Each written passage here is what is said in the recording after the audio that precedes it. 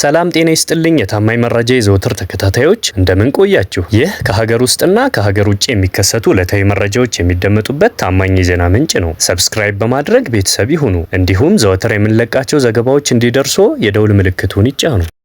ከስህተታቸው የማይማሩ ጥቂት የቀድሞ የህወሓት ኃይሎች ለስልጣን ሲሉ ወደ ግጭት ለመግባት ፍላጎት እንዳላቸው እየገለጹ ነው ሲሉ የጠቅላይ ሚኒስትሩ የምስራቅ አፍሪካ ጉዳዮች አማካሪ አቶ ጌታቸው ረዳ ተናግረዋል። አቶ ጌታቸው ረዳና ዶክተር አብርሃም በላይ በአዲስ አበባ ከሚኖሩ የትግራይ ተወላጆች ጋር በትግራይ ክልል ወቅታዊ ጉዳይ ላይ ውይይት አድርገዋል። አቶ ጌታቸው በዚሁ ወቅት የፕሪቶሪያ የሰላም ስምምነት መፈረሙ ትግራይን የጦርነት አውድማ የማድረግ ፍላጎት ያላቸው አካላት ምኞት ያስቀረ ነው ብለዋል። የፕሪቶሪያ የሰላም ስምምነት ከተፈረመ በኋላ በህገ መንግስቱና በፕሪቶሪያው ስምምነት ተፈናቃዮችን በሚፈለገው ልክ ወደ ቀያቸው መመለስ አልተቻለም ሲሉ ገልጸዋል። ለዚህም በትግራይ ክልል በስልጣን ላይ ያለው ኃይል የህዝቡን አጀንዳ ከማስቀደም ይልቅ ስልጣንና ስልጣን ብቻ በማለቱና እዚህ ግባ የሚባል ስራ ባለመሰራቱ ነው ሲሉ ተናግረዋል። አቶ ጌታቸው በትግራይ ክልል አሁን የተፈጠረው ችግር የትግራይ ፖለቲከኞች የፈጠሩት መሆኑን ገልጸዋል። አመራሩ የያዘው ግትር አቋም ትግራይን ከአደጋ ስጋት እንዳትወጣ እንዳደረጋት ተናግረዋል። የፕሪቶሪያ የሰላም ስምምነት ዓላማው ችግሮች በህገ መንግስታዊ አውድ እንዲፈቱ ማድረግ ቢሆንም ከስህተታቸው የማይማሩ ጥቂት የቀድሞ የህወሓት ኃይሎች ለስልጣን ሲሉ ወደ ግጭት ለመግባት ፍላጎት እንዳላቸው እየገለጹ ነው ብለዋል። ከአሁን ቀድሞ የተፈጠረው ግጭት የትግራይን ህዝብ ዋጋ አስከፍሏል። አሁንም የትግራይ ህዝብ ተመሳሳይ ነገር እንዳይገጥመው የእነዚህን ኃይሎች እኩይ ፍላጎት እንዲያውቅ እያጋለጥን ነው ሲሉ ገልጸዋል። በስልጣን መቀጠል የሚፈልጉ ጥቂት የአመራር ቡድኖች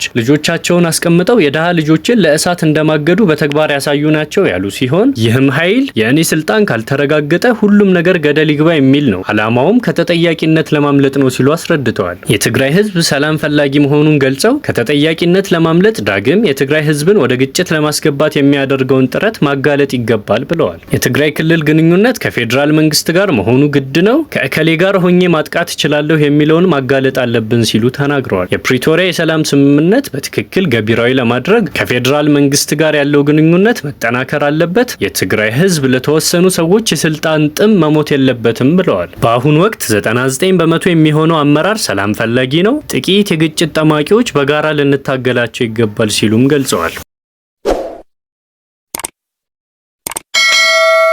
የቀድሞ የእስራኤል ጠቅላይ ሚኒስትር የጋዛን ጦርነት ማስቆም የሚችሉት ትራምፕ ብቻ ናቸው ሲሉ ተናገሩ። የቀድሞ የእስራኤል ጠቅላይ ሚኒስትር ኢሁድ ኦልመርት እስራኤል በጋዛ ላይ የምታካሄደውን ጦርነት ያለ ዓላማ የሚደረግ ነው ሲሉ በድጋሚ የተቹ ሲሆን አክለውም የአሜሪካው ፕሬዝዳንት ዶናልድ ትራምፕ ብቻ ናቸው ኔታንያሁ በፊሊስጤም ግዛት የሚፈጽሙትን ጥቃት እንዲያቆሙ ሊያደርጉ የሚችሉት ብለዋል። ኦልመርት ኔታንያሁ ፖለቲካዊ ጦርነት እያካሄዱ እንደሆነና የእስራኤል ወታደሮች በጋዛና በዌስት ባንክ የጦር ወንጀሎችን እንደፈጸሙ ከተናገሩ ከአንድ ቀን በኋላ የቀድሞው ጠቅላይ ሚኒስትር ከጦርነቱ ምንም ውጤት እንደሌለ በድጋሚ ተናግረዋል። አክለውም በዚህ የሚከፈል ዋጋ የሚያስቆጭ ነው ሲሉም ተደምጠዋል። ኦልመርት ለአሶሺየትድ ፕሬስ የዜና ወኪል እንደተናገሩት ከሆነም የአውሮፓ ህብረትና እንደ ብሪታንያ፣ ካናዳና ፈረንሳይ ያሉ ሀገራት በዚህ ሳምንት ለእስራኤል ጠንከር ያለ ማሳሰቢያና የማዕቀብ ዛቻ የላኩበት ምክንያት የእስራኤል ወታደሮች በዌስት ባንክ የውጭ ዲፕሎማቶች ላይ ሳይቀር በመተኮሳቸው መሆኑን ተናግረዋል። ጦርነቱን ለማስቆም ትራምፕ ቁልፍ ሰው ነው የሚሉት የቀድሞው ጠቅላይ ሚኒስትሩ በተወሰነ ጊዜ የዩናይትድ ስቴትስ ፕሬዝዳንት ትራምፕ በጉዳዩ ላይ የሚሳተፉ ከሆነና ምናልባትም የእስራኤልን ጠቅላይ ሚኒስትር ጠርተው ግልጽ በሆኑ ቃላት በቂ ነው ብለው የሚነግሯቸው ከሆነ ጦርነቱን ለማቆም በጣም ጠቃሚ ሊሆን ይችላል ብለው እንደሚያምኑ ኦልመርት ተናግረዋል። በጋዛ ውስጥ የሚካሄደውን ወታደራዊ እንቅስቃሴ መስፋፋት እቃወማለሁ የሚሉት የቀድሞ ጠቅላይ ሚኒስትሩ ጦርነቱ ወደ ወንጀሎች ያቀርበናል ብዬ አስባለሁ። ከዚህ በተጨማሪ ጦርነቱ ዓላማ ከሌለውና ዋጋ ያለው ውጤት እያየን ካልሆነ ታዲያ ለምን እንቀጥላለን ሲሉ አስተያየታቸውን ቋጭተዋል።